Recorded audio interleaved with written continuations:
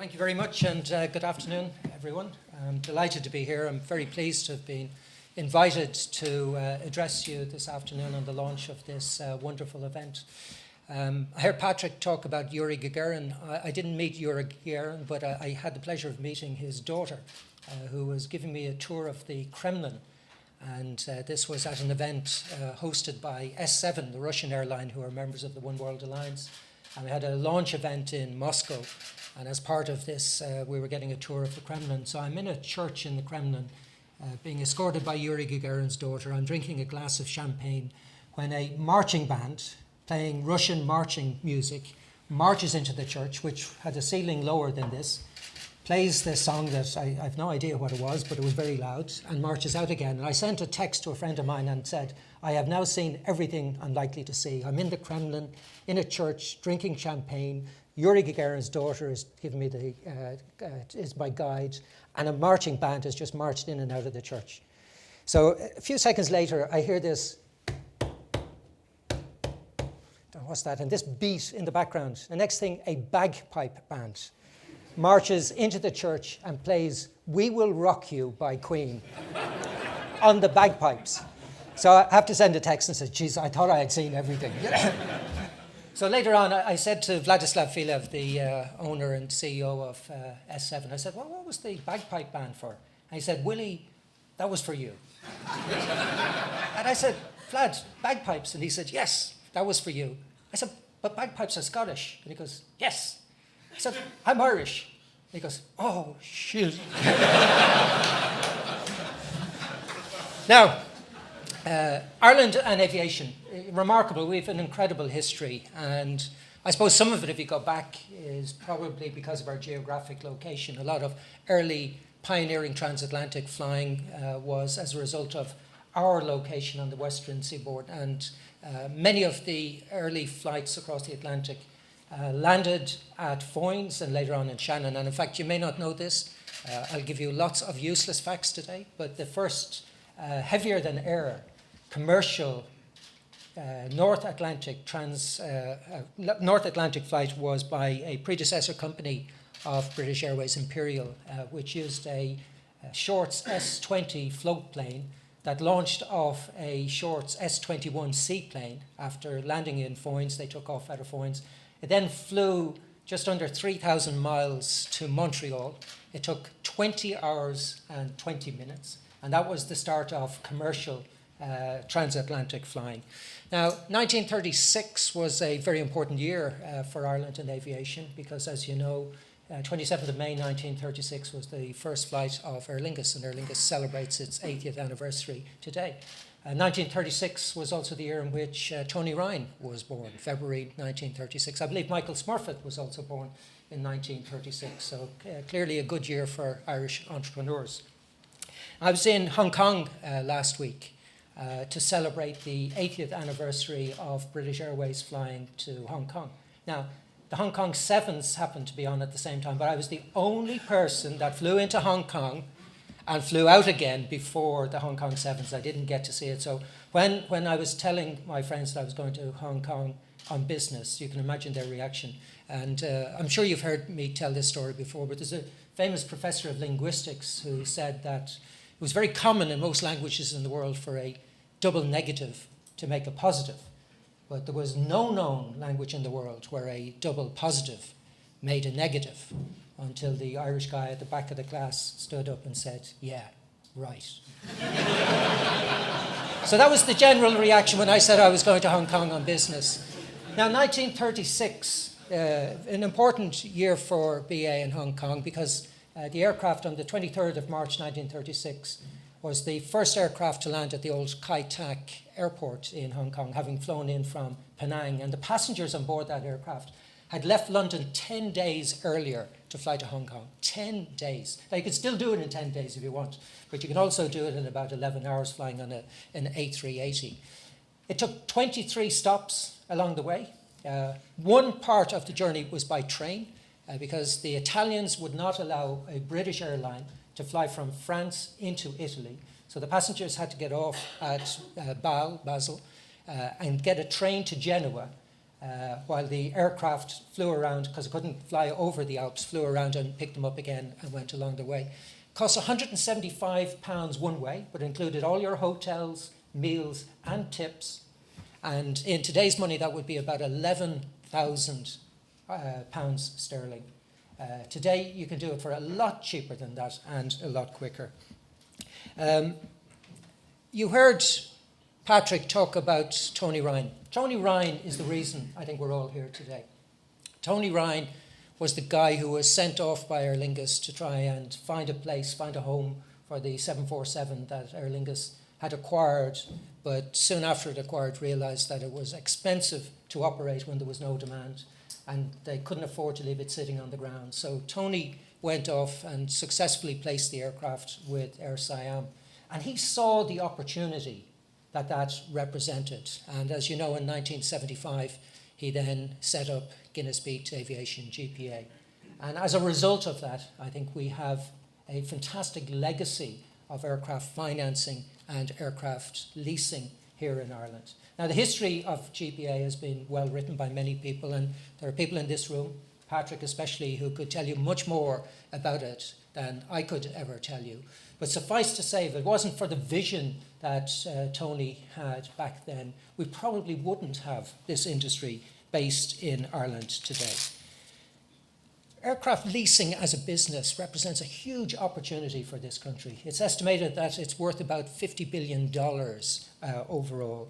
About 42% of all aircraft operating in commercial aviation today are now leased rather than owned. That's a huge change from where it was. In my own airline, our own airline group, today we own about 70% of our aircraft, we lease about 30%. And we've actually taken a decision recently that a better balance between ownership and leasing is 50-50. So over the next 5 to 7 years, we expect to move the number of aircraft that are leased in our portfolio to about 50% of the total aircraft in the group.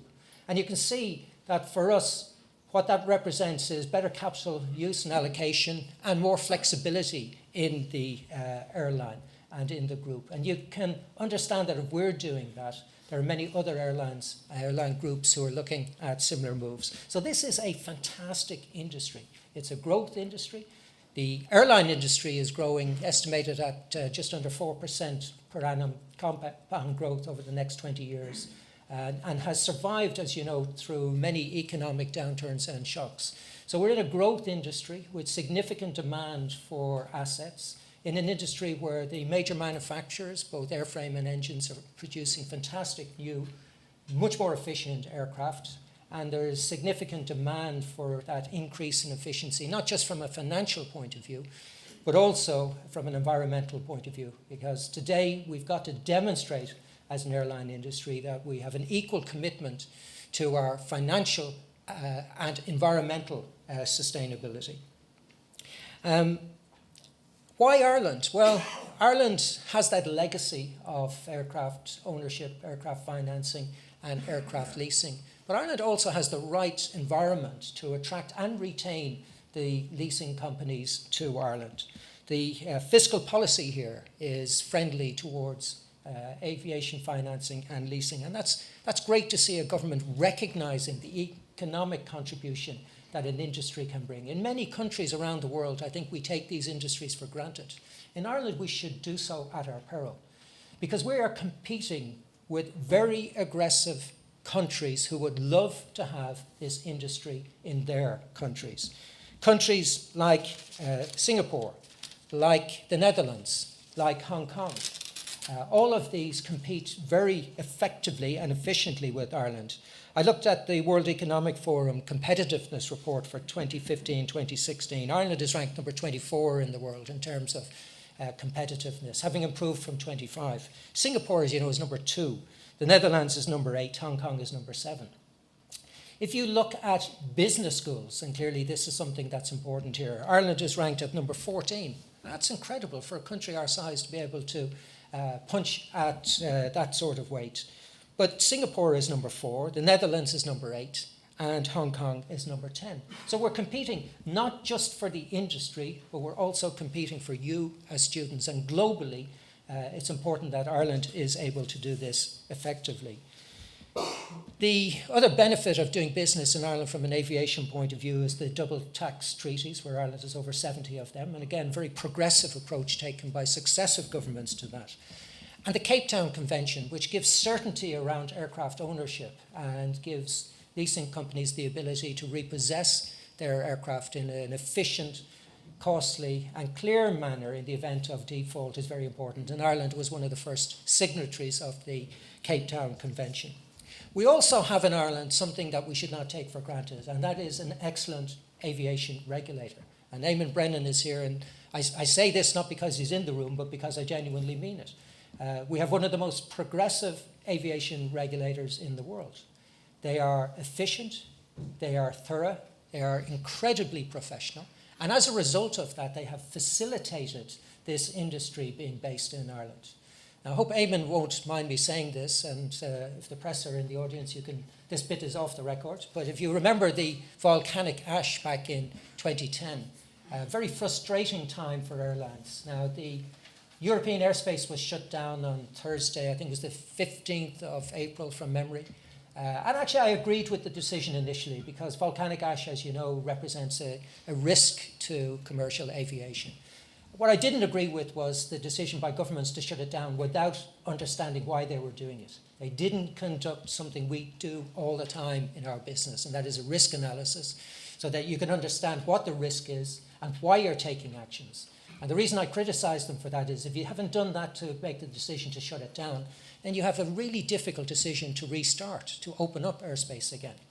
So I sat there in London in the most beautiful weather for a number of days, having great conversations with the head of the UK Met Service, who was responsible for producing these charts of volcanic ash. And I can remember this guy being incredibly proud of the charts he was producing. And I asked him a question one day, out of frustration. I said, can you tell me what the satellites show in terms of where this volcanic ash is? And he said, Willie, you poor man, what you need to understand is that satellite is great, but it's not always good at penetrating the clouds. So really the satellite imagery is not that useful to us today. So I said, have you looked out the window? And he said, well, what's that got to do with it? I said, have you looked out the window? And he said, no, I haven't looked out the window. I said, there is no fucking clouds. Now what does the satellite image show? It doesn't show any volcanic ash, does it?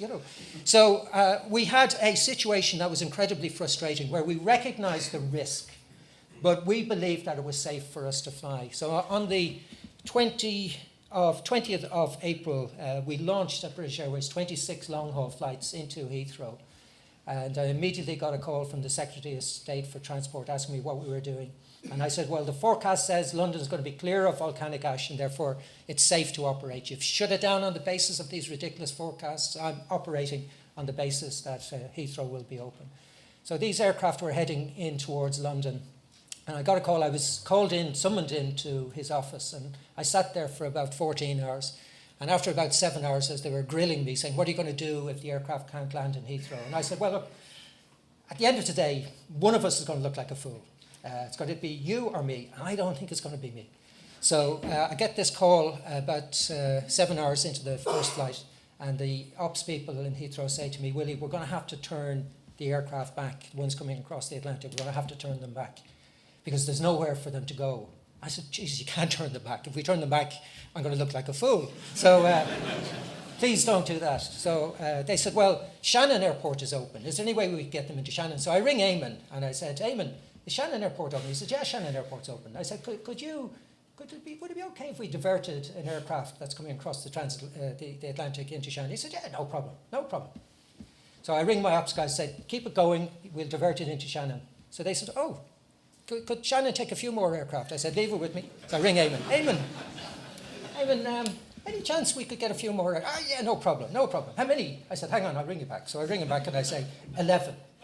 And he goes, well, I'll let Eamon say it. But they were choice words. But he said, keep them coming. So I rang the team back and said, no problem, they can take 11 aircraft in Shannon, but they can't take any more than 11. Shannon will be full at that stage. So he said, well, if Shannon's open, what about Dublin? So I said, hang on. So I ring Eamon. Eamon, you know those... And he just said, Willie, would you ever... Oh, and hung up. So we fortunately, I think 7 of them landed in Shannon that night. But if it had not been for that, I think the pressure that we had placed on the UK government would have dissipated, and eventually they recognised that there was no risk, and any risk that was there could be mitigated by actions, and we continue to operate. But Eamon and the IAA are very progressive in terms of their approach to regulation, and that is very, very important. And that is why Ireland is able to be the home of more commercial aircraft than a lot of countries much bigger than us. Now, the leasing industry, as I said, it's a great growth industry, and I'm delighted to see this program. I think this is a fantastic initiative, I really do. And what I love about it is the combination of the academic approach with the business approach. I think one without the other would not be as successful. And I am delighted to see people that, I'm a customer of most of the leasing companies, most of the people supporting this program today. I'm delighted to see them support this program and putting their muscle and their money behind it, and working with the Smurfit Business School here at UCD to produce this MSc in aviation finance. I think this will be a fantastic success. I can tell you that we will be happy as a business to recruit people who have come through this program, because this is a fantastic part of our business. It's an exciting part, it's a growing part, and we need well-qualified people. And the beauty of this is we're capturing 40 years of fantastic experience and knowledge that exists in Ireland, and ensuring that that knowledge and all of that benefit is captured for the future and passed on to the next generation.